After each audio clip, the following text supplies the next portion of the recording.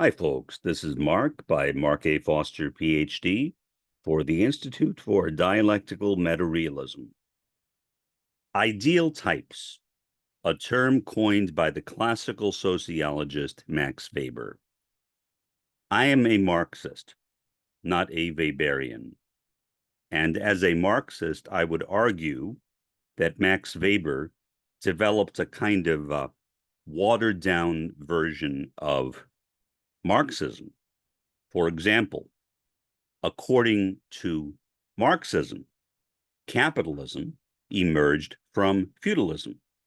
According to Weber, capitalism emerged from Calvinism, or the Protestant ethic, the work ethic. In other words, to Weber, the fact that people who were the Puritans, and by definition Calvinists, valued work so highly and looked at work as a means of proving their salvation to themselves and to others as well, led them to become capitalists.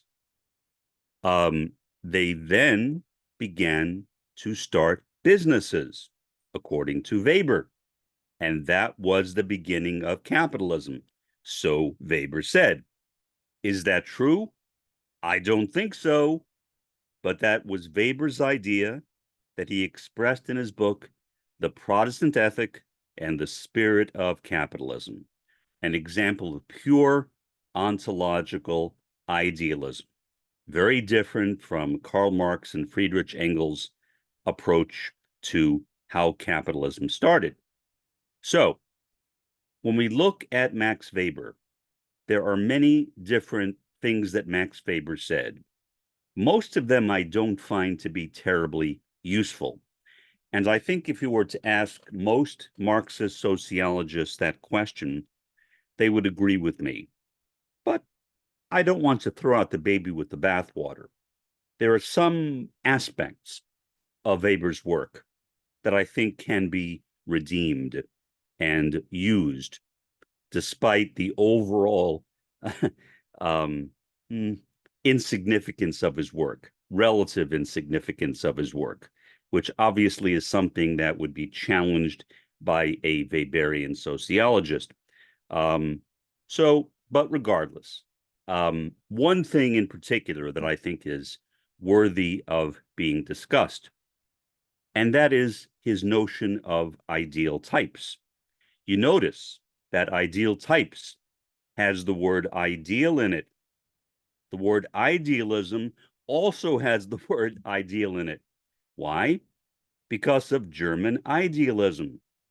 Idealism had been the current within German thought and philosophy since the time of Immanuel Kant and since the time of Hegel. And that is why Marx and Engels said that they had taken Hegel and turned him upside down on his head, meaning they had taken Hegel's idealism and turned it into materialistic realism. So that was a change that Marx and Engels made. And what that did is that put Marx and Engels outside of the norm of thought in Germany. It placed them in a very unique position. Still, even to this day, philosophy in Germany tends to be very idealistic. There are some Marxist philosophers, but not that many. Most philosophers in Germany are idealists, and that is what one would expect from a country which had people like Immanuel Kant and Hegel. Let's get back to the concept of ideal types, because I think that that can be salvaged from Hegel's, or rather Weber's idealism, that one concept of ideal types can be salvaged and used. And so what is an ideal type? I will tell you a story. When I began working on my PhD, I believe it was my first semester, I already had my master's degree in sociology. So I wasn't approaching the subject blind. I already knew pretty much what sociology was, at least on the master's level, meaning I guess I had mastered it. Well, that really isn't true, but I had a knowledge of sociology which was fairly good. And so I showed up in this guy's class. I won't mention what his name is. He's long deceased, but I don't want to give him a bad reputation, even though I may think he deserves it, because he was really a jerk.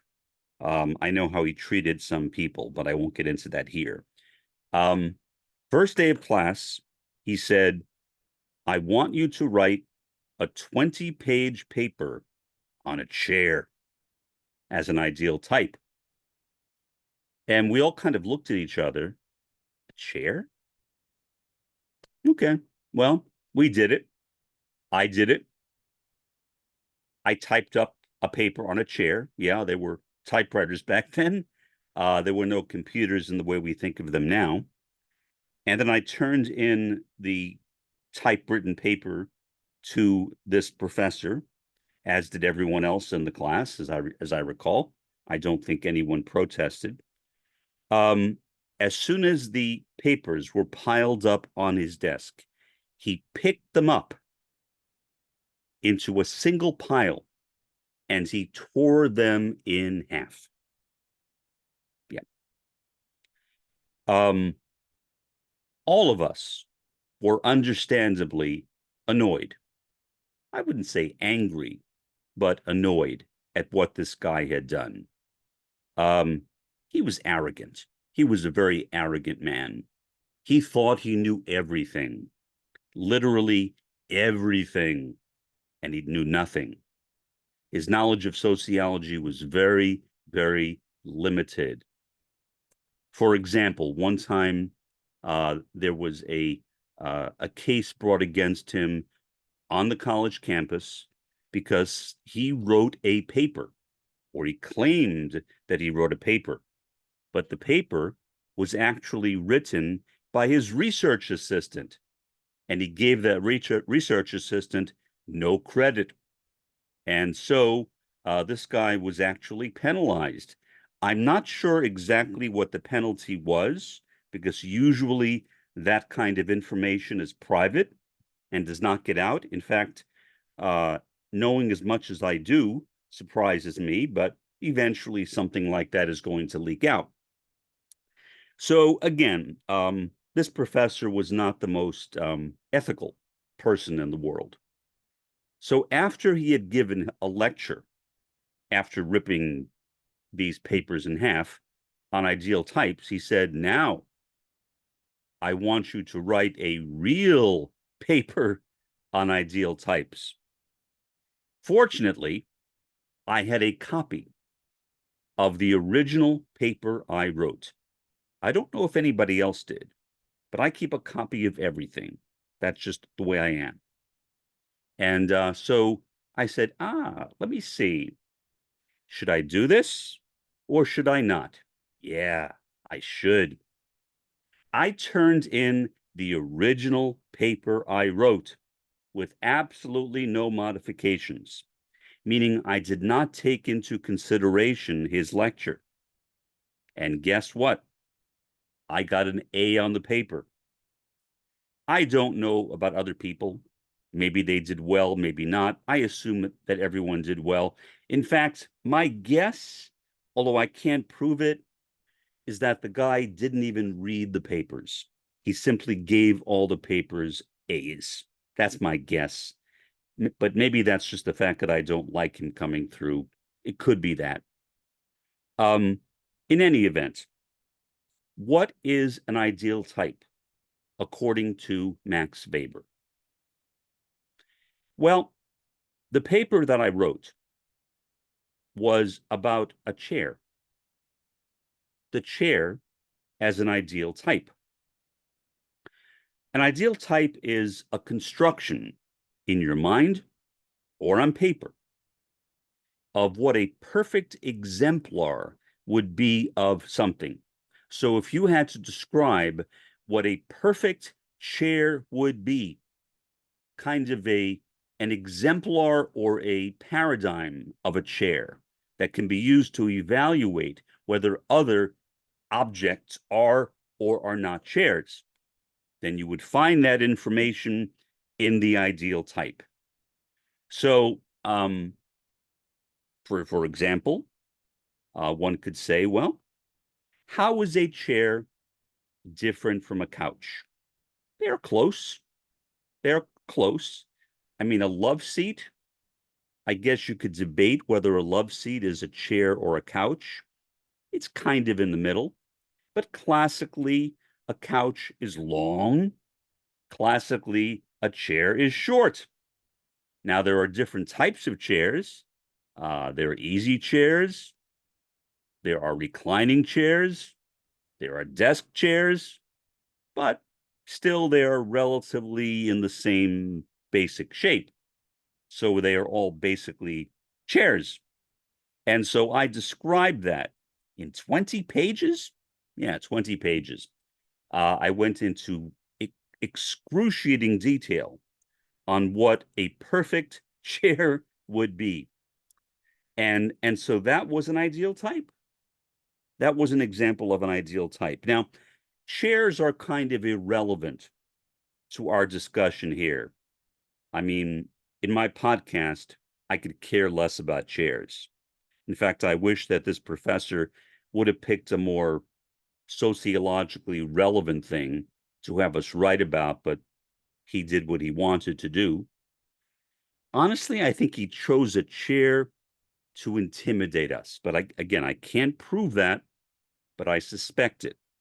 He wanted to pick something low because he thought of us as being low.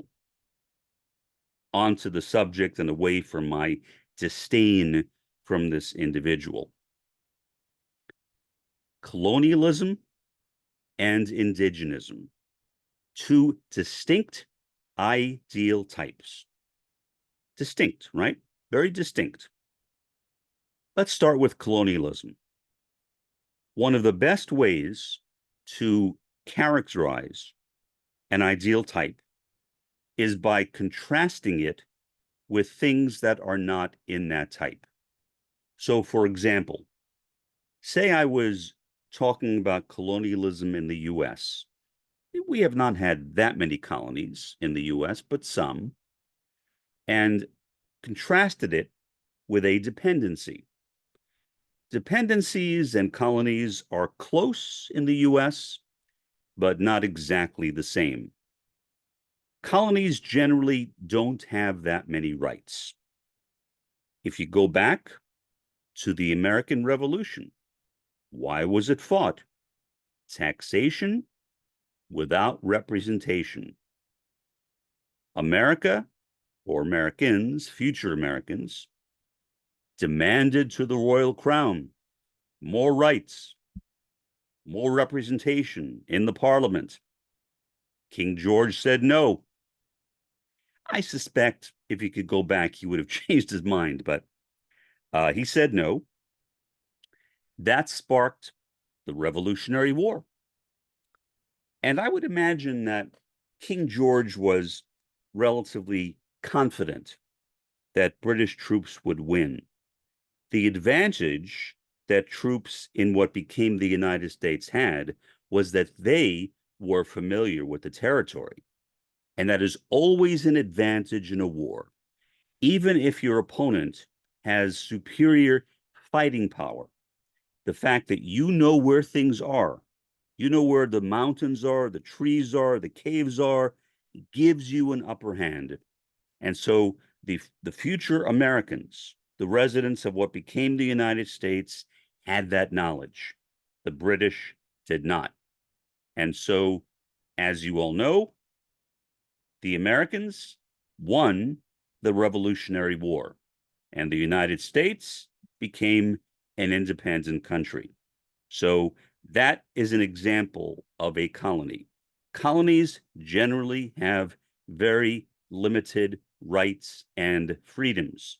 And what rights they do have are given to them by the country which owns them. I guess owns them might be the most appropriate term to use for a colony.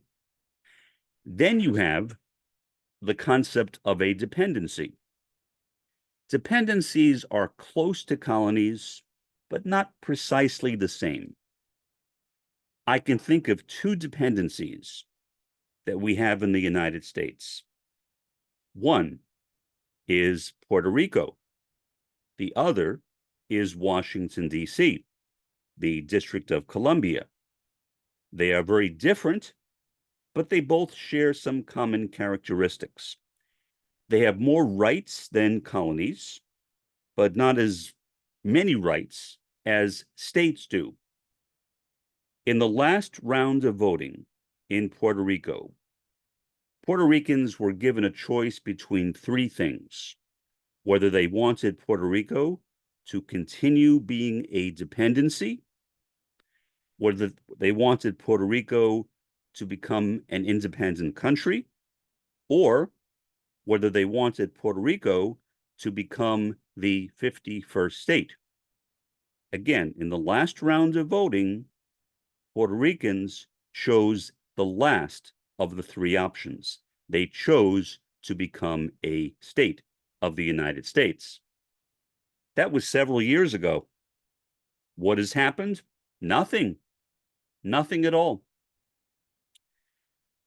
The reason, I suspect, I could be wrong, but I suspect this is the reason, or the primary reason. Republicans are afraid that Puerto Ricans would become Democrats, and they do not want another democratic state in the United States. So they have blocked Puerto Rico from becoming a state. Will Puerto Rico ever become a state? Well, under present conditions, I would say no.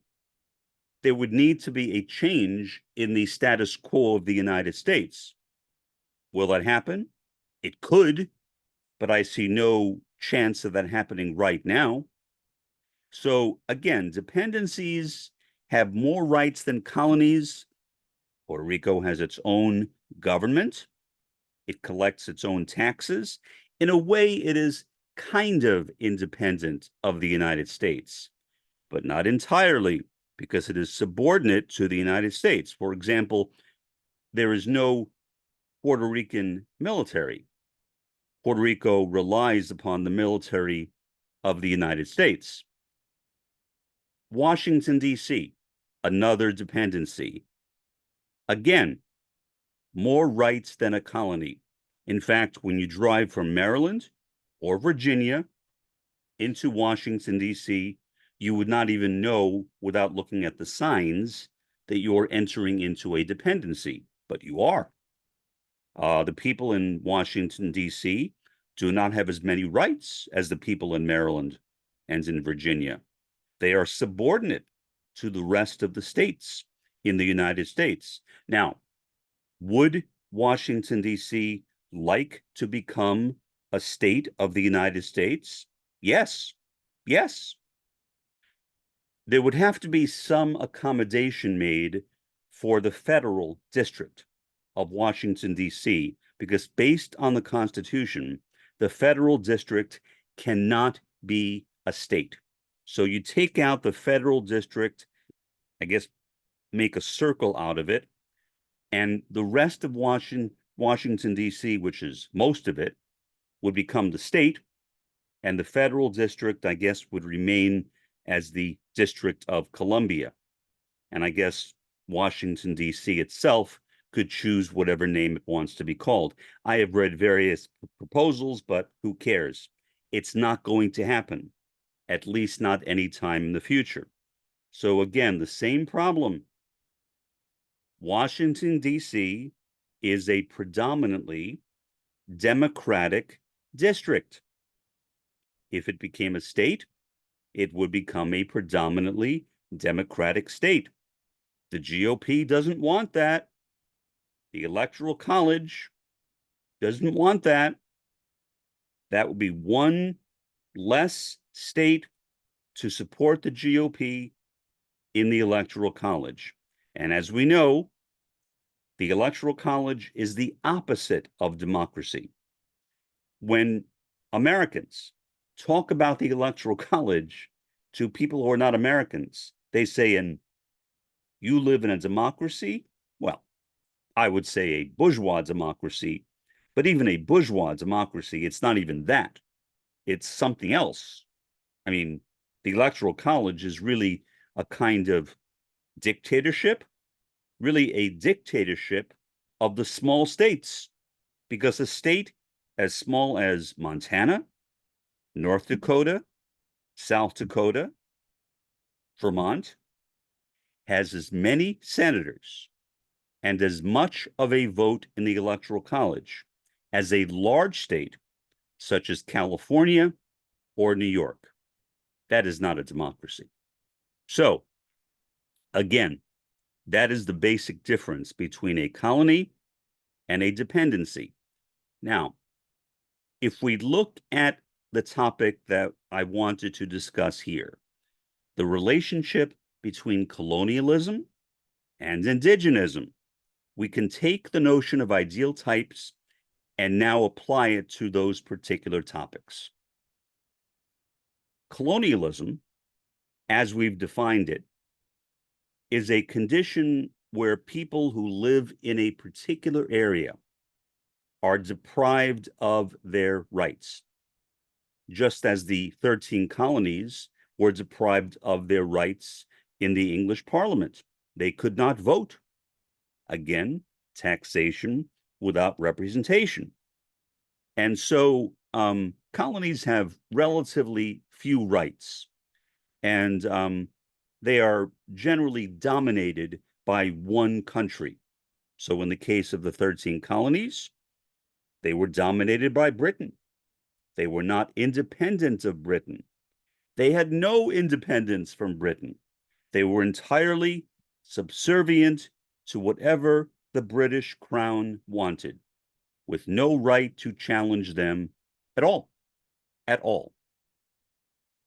Indigenism, a very distinct ideal type. Here, the rights of indigenous people are honored. So let's look at Gaza. Gaza, I don't think, is technically called a colony. Not technically. But is it a colony? Sort of, yeah. I think sort of. I mean, Gaza and the West Bank are entirely dependent on Israel, for example, for their food and water. They can't have their own military. Basically, whenever Israel wants, it can invade those places, as Israel has many times, as Israel is doing right now in Gaza. So Gaza and the West Bank are subservient, subordinate to the wishes of the United States. They cannot have their own militaries either. The reason why many people, like myself, would like to see an indigenous area like Gaza and the West Bank become independent countries is so the indigenism of those places would be protected. Now, it is not up to me to decide whether you would have two indigenous countries or one. That's not a very important issue to me. The important thing is protecting the lands of indigenous people. And right now, Israel, as one of the most corrupt, powerful countries in the world, has no interest in protecting the lands of the Palestinians. It wants to destroy those lands. Currently, Israel is trying to destroy the Gazans in Rafah.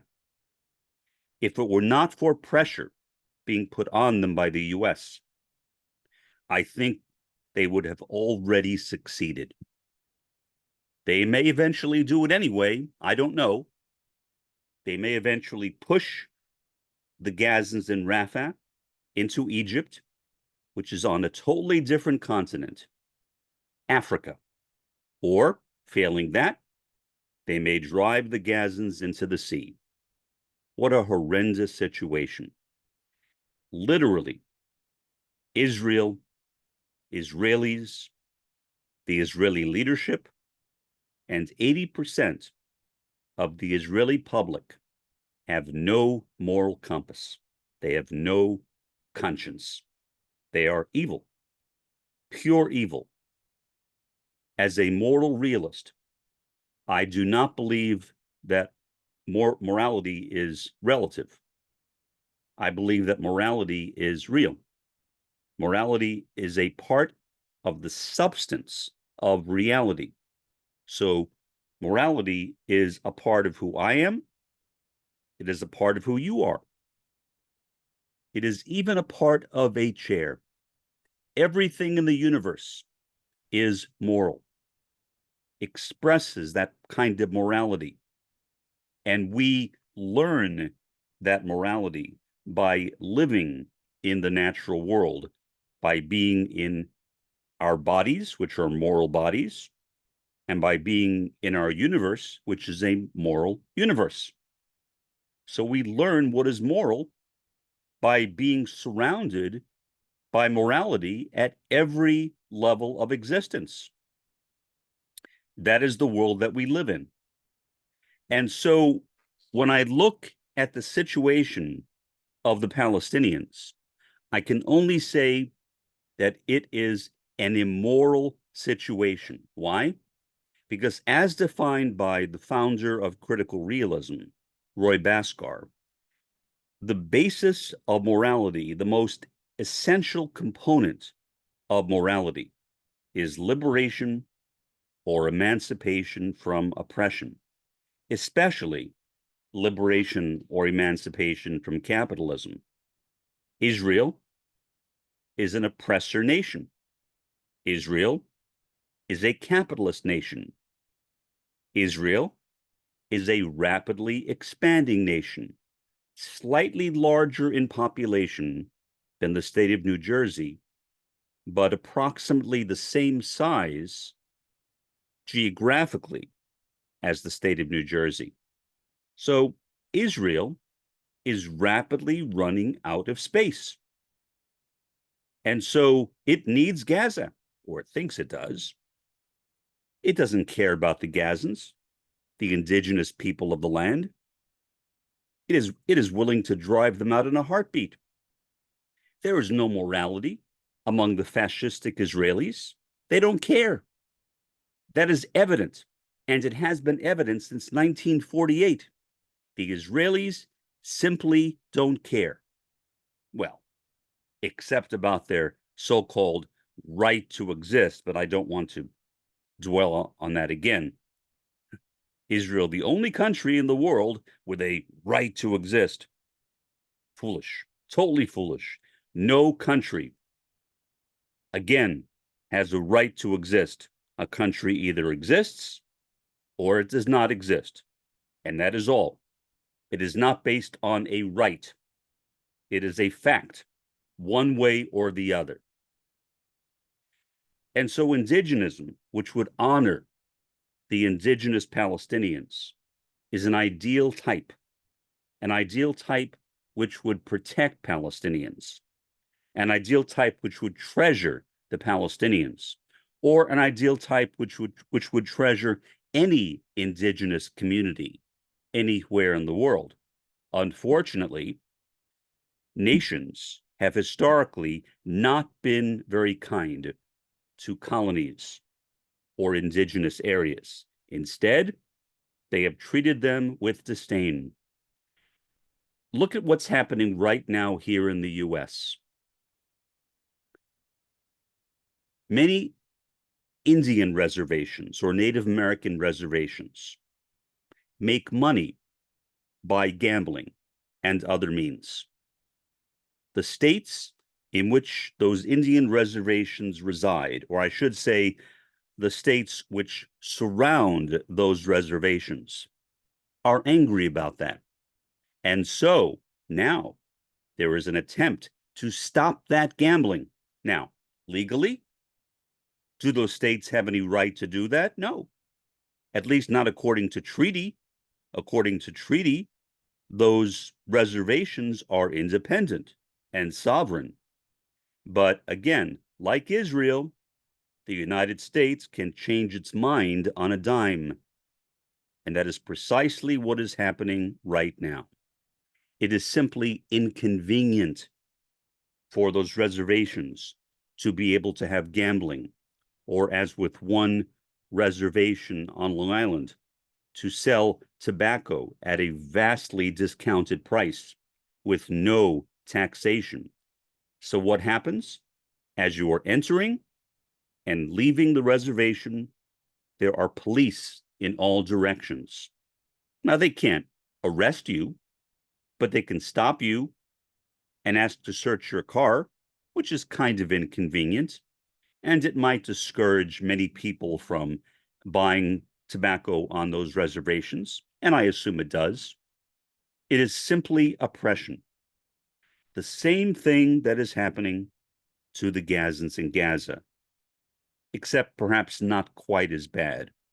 At least the US has not so far, in recent years, gone in and invaded the reservations. Who knows what may happen in the future? But that is precisely what the Israelis are doing right now. So the ideal types of colonialism and indigenism are entirely different and should not be confused with one another.